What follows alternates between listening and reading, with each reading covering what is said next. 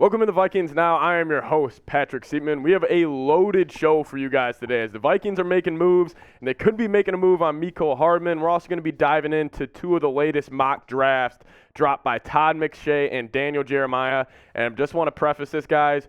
You should stick around and wait to see who Daniel Jeremiah has the Vikings taken at 23, because it's honestly the biggest shock I've seen this whole kind of recent draft history of us covering the Vikes here. But let's start off. Mike Garafolo broke this news this morning. The Vikings are going to bring back defensive end Jonathan Bullard. He only played in about 12 games last year, and he was solid. I mean, this was just kind of a re-signing. It's a depth signing for the Vikes. I mean, he was solid last year, but pairing him up with Harrison Phillips, I think is going to be just another guy that the Vikings can go to on that defensive line unit. But good to have him back, because especially defensive tackle, that was one of the bigger needs for the Vikes coming in the free agency, and they're kind of addressing it right now. But Jonathan Bullard, welcome back to the Minnesota Vikes.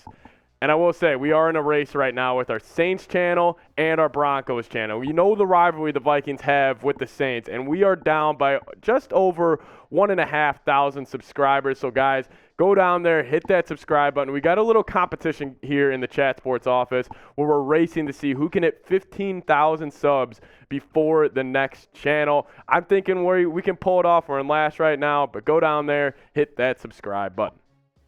Now, signing Mecole Hardman, this was kind of the big story that kind of broke yesterday as a report came out that the Vikings are having casual conversations with bringing in the Chiefs' speedy wide receiver, Mecole Hardman.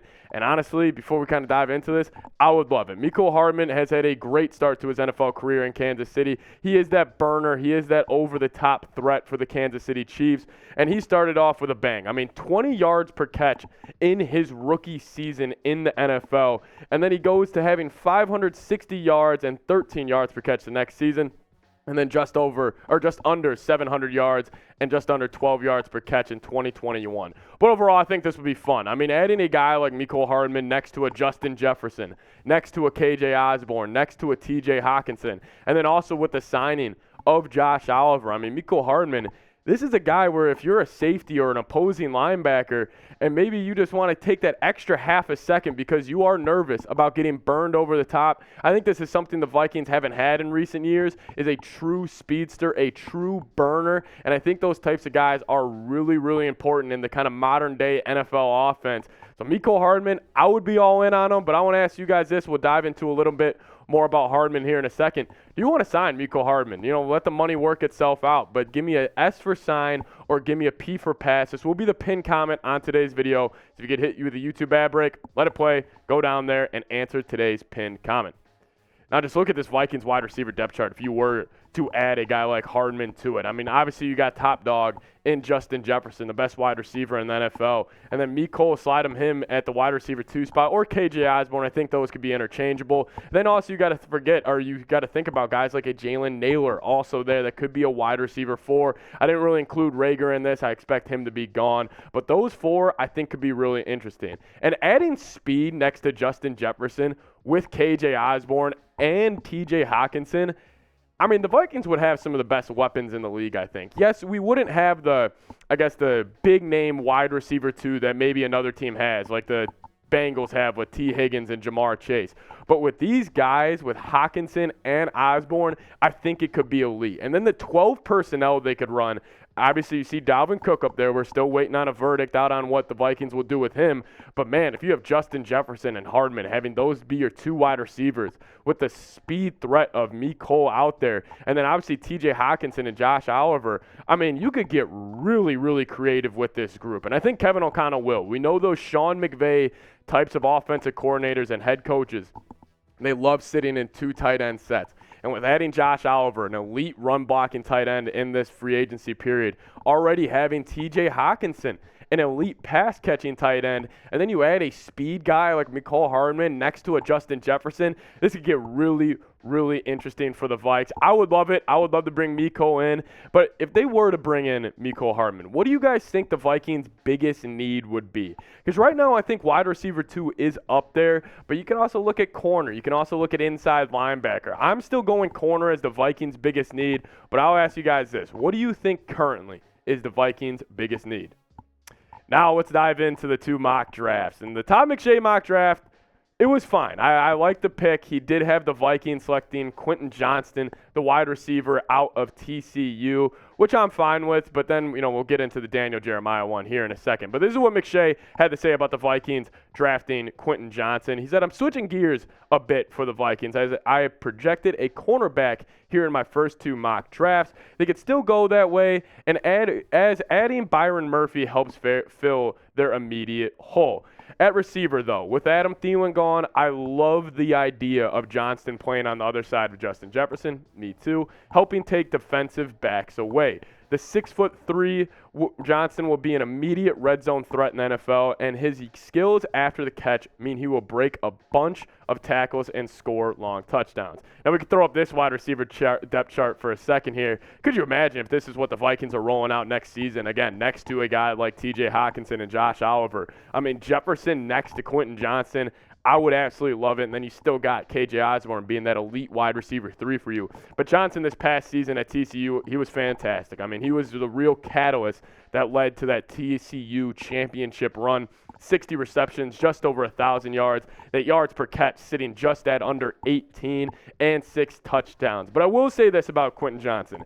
He's a weird prospect because he is 6'3". He is kind of that alpha wide receiver. But he does have some shortcomings as just your eye test on seeing how really physical he is. Because if you look at kind of his frame and his just physical attributes, you would think, oh, this is a very physical wide receiver. This is an alpha type of wide receiver.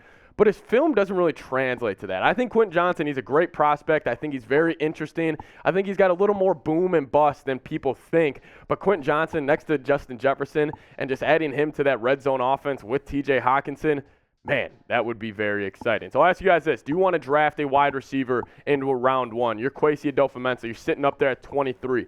The Minnesota Vikings are on the clock. And let's just say you have Jordan Addison, Quentin Johnston, or maybe even a Zay Flowers still on the board. Are you taking a wide receiver in round 1? Give me a Y for yes or give me an N for no. We got a great deal also going on at Fanatics right now. If you go to chatsports.com/Vikings jersey, we got all types of jerseys on sale. You can get this Color Rush Justin Jefferson. We got Kirk Cousins jerseys. We got Harrison Smith jerseys while he's still there. And we even got throwback ones like a Randy Moss jersey. You guys can head over there and get them. Again, chatsports.com/Vikings jersey. This deal is only a limited time offer. So go take advantage of it. Get any jersey you want. Again, go to chatsports.com/Vikings jersey. This is not a joke. You're reading your screen correctly. Daniel Jeremiah has the Minnesota Vikings taking Hendon Hooker, the Tennessee quarterback, in round 1 of the draft. This was probably the biggest shocking pick out of any mock draft for any team I have seen as of late. And yes, Hendon Hooker, we can look at his stats right now. He put up unreal numbers in his 2022 tenure at Tennessee. I mean, yes, he was probably a Heisman favorite before he got hurt. But look at his completion percentage, just under 70, just over 3,000 yards. He's got 27 touchdowns, 2 picks, and he's got that dual threat ability with 104 carries and 430 yards and 5 touchdowns. But I will want to say this. If we take a look at his heat map right now, so a heat map, if you see the red on the outside, that's where the majority of his passes were thrown. And then over the middle is where the least amount of his passes were thrown. You can call this a Mickey Mouse offense or whatever you say at Tennessee, but a lot of this was just outside the numbers, taking advantage of the speed that they had with a guy like Jalen Hyatt on the outside, kind of making it very easy on a quarterback like Hendon Hooker. And also, tidbit here, he is 25, so if you do have him maybe sit behind Kirk for a year, he will be 26 when he's starting his first game in the NFL. But let's just say I want to take a positive outlook on this. And I just want to say, you know what? Give me Hendon Hooker at 23. I want him to be the franchise of the Minnesota Vikings. I think the Vikings are kind of in place of being a team that if a young quarterback were having to come in, I think they would make it a very comfortable situation because, number one, I think the Vikings have great young weapons. You obviously have the best receiver in the league in Justin Jefferson. You have a great young tight end like we've been talking about this whole video in T.J. Hockenson. I think the Vikings have great weapons that kind of can help support and make the job easier on a young QB. And also, it always helps if you can sit behind a veteran like a Kirk Cousins, a very cerebral quarterback, where you can kind of take that year and learn just the way the life is around the NFL. I think that's also a huge positive for a young quarterback. And then also having a young offensive head coach and a guy like Kevin O'Connell. I mean, we've seen some of these guys, when they get these defensive-minded head coach, there's kind of a lack of connection and relationship between the young quarterback and maybe a defensive-minded head coach. But having a young offensive head coach, it helps. And then also that guy, Christian Darrisaw, one of the best left tackles in the NFL. You got a franchise left tackle. You got a franchise tight end. You got a franchise receiver. Let's go find our franchise quarterback. And as always, thank you guys for watching today's video. If you made it to the end, you are a real one. Loaded show today. Vikings re-signed Bullard.